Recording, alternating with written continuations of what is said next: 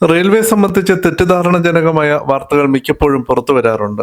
അതിൽ മുഖ്യധാരാ മാധ്യമങ്ങളും അത്തരം വാർത്തകൾ നൽകുന്നതിൽ ഒട്ടും പിന്നിലല്ല. ലെവൽ ക്രോസ് അടയ്ക്കാഞ്ഞതിനെ തുടർന്ന് വൻ അപകടം ഒഴിവായി, കോച്ചുകൾ പരസ്പരം വേർപെടുമ്പോൾ തലനാരിഴയ്ക്ക് അപകടം ഒഴിവായി തുടങ്ങിയ വാർത്തകൾ മുഖ്യധാരാ മാധ്യമങ്ങൾ പലപ്പോഴും നൽകാറുണ്ട്. അത്തരത്തിൽ അബദ്ധജടിലമായ ഒരു വാർത്തയാണ് ട്രെയിനുകൾ രാത്രിയിൽ വേഗത്തിൽ ഓടുന്നു എന്നത്. ഈ വാർത്ത ഇപ്പോൾ നൽകിയിരിക്കുന്നത് മലയാളത്തിലെ പ്രമുഖ മാധ്യമമായ റിപ്പോർട്ടർ ടിവിയാണ്. 6 പോയിന്റുകൾ നിരത്തിയാണ് ഈ വാർത്ത നൽകിയിരിക്കുന്നത്. കേവലം സമൂഹ മാധ്യമങ്ങളിൽ മാത്രം കണ്ടുവരുന്ന അടിസ്ഥാനരഹിതമായ കാര്യങ്ങളാണ് ഈ വാർത്തകളിൽ പറഞ്ഞിരിക്കുന്നത്. ഇനി വാർത്ത പരിശോധിക്കാം. വാർത്തയിൽ ഒന്നാമതായി പറഞ്ഞിരിക്കുന്നത് രാത്രിയിൽ ട്രെയിനുകൾക്ക് സിഗ്നൽ കുറവാണ്. ഇത് ഇടയ്ക്കിടെയുള്ള സ്റ്റോപ്പുകൾ ഇല്ലാതെ കൂടുതൽ സുഗമമായി ഓടാൻ അനുവദിക്കുന്നു എന്നാണ്. ട്രെയിനുകൾ സിഗ്നലുകൾ പിടിച്ചിടുന്നതാകാം വാർത്ത നൽകിയ ജേർണലിസ്റ്റ് ഇതുകൊണ്ട് ഉദ്ദേശിച്ചിട്ടുണ്ടാവുക. ഇത്തരത്തിൽ ട്രെയിനുകൾ പിടിച്ചിടുന്നതിന് പല കാരണങ്ങളുണ്ട്. ഒന്നുകിൽ സാങ്കേതിക തകരാർ, ലൈൻ ക്ലിയറൻസ് ലഭിക്കാതിരിക്കുക, അഥവാ സ്റ്റേഷന് പുറത്താണെങ്കിൽ, അതായത് ഔട്ടർ സ്റ്റേഷൻ ആണെങ്കിൽ ട്രെയിൻ അഡ്മിറ്റ് ചെയ്യുന്നതിന് പ്ലാറ്റ്ഫോം ഒഴിവില്ലാതിരിക്കുക തുടങ്ങിയവയാകാം കാരണം. ഇത്തരം പ്രശ്നങ്ങൾ പകൽ മാത്രമല്ല രാത്രിയിലും ഉണ്ടാവാം. അതിനാൽ രാത്രിയിൽ ഇടയ്ക്കിടെയുള്ള സ്റ്റോപ്പുകൾ ഇല്ലാതെ കൂടുതൽ സുഗമമായി ഓടുന്നു എന്നത് യാതൊരു അടിസ്ഥാനവുമില്ലാത്ത കാര്യമാണ്.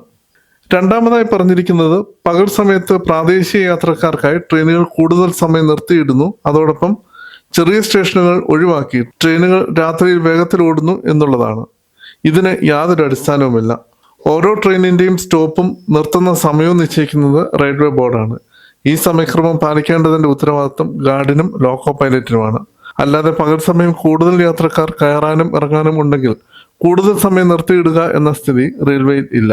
മൂന്നാമതായി പറഞ്ഞിരിക്കുന്നത് പകൽ സമയത്ത് റെയിൽ ഗതാഗതം വളരെ കൂടുതലാണെന്നും പാസഞ്ചർ ചരക്ക് ട്രെയിനുകൾ കാരണം ഇടയ്ക്കിടെ നിർത്തിയിടേണ്ടി വരുന്നു എന്നുള്ളതുമാണ്. ഇത്തരം ഒരു വാദവും തെറ്റാണ്. എപ്പോഴും ട്രെയിനിന്റെ ടൈം ടേബിൾ നിശ്ചയിക്കുന്നത് മറ്റ് ട്രെയിനുകളുടെ സമയക്രമവും കൂടി കണക്കിലെടുത്താണ്. എന്നാൽ ചുരുക്കം ചില സന്ദർഭങ്ങളിൽ വന്ദേ ഭാരത്, രാജധാനി, ശതാബ്ദി പോലുള്ള ട്രെയിനുകൾ കയറ്റിവിടുന്നതിനായി ട്രെയിനുകൾ നിർത്തിയിടാറുണ്ട്. എന്നാൽ അപൂർവമായി സംഭവിക്കുന്ന ഇത്തരം ഓവർടേക്കിങ്ങുകൾ പകൽ മാത്രമല്ല രാത്രിയിലും സംഭവിക്കാറുണ്ട്. നാലാമതായി പറഞ്ഞിരിക്കുന്ന പോയിന്റ് രാത്രിയിൽ അറ്റകുറ്റപ്പണികൾ കുറവായതിനാൽ ട്രെയിനുകൾക്ക് വേഗത്തിലും സുഗമമായും ഓടാൻ കഴിയും എന്നുള്ളതാണ്. ഈ പോയിന്റ് ഏറെക്കുറെ ശരിയാണ്. പകൽ സമയങ്ങളിൽ കൂടുതൽ അറ്റകുറ്റപ്പണികൾ ട്രാക്കിൽ നടക്കുന്നതിനാൽ ഇത് ട്രെയിൻ ഗതാഗതത്തെ ബാധിക്കാറുണ്ട്. അഞ്ചാമതായി പറഞ്ഞിരിക്കുന്നത് രാത്രിയിലെ താപനില കുറയുന്നത് ട്രാക്കുകളിലെ കർഷണം കുറയ്ക്കുകയും ട്രെയിനുകൾ വേഗത്തിലും കാര്യക്ഷമമായും ഓടാൻ സഹായിക്കുകയും ചെയ്യും എന്നുള്ളതാണ്.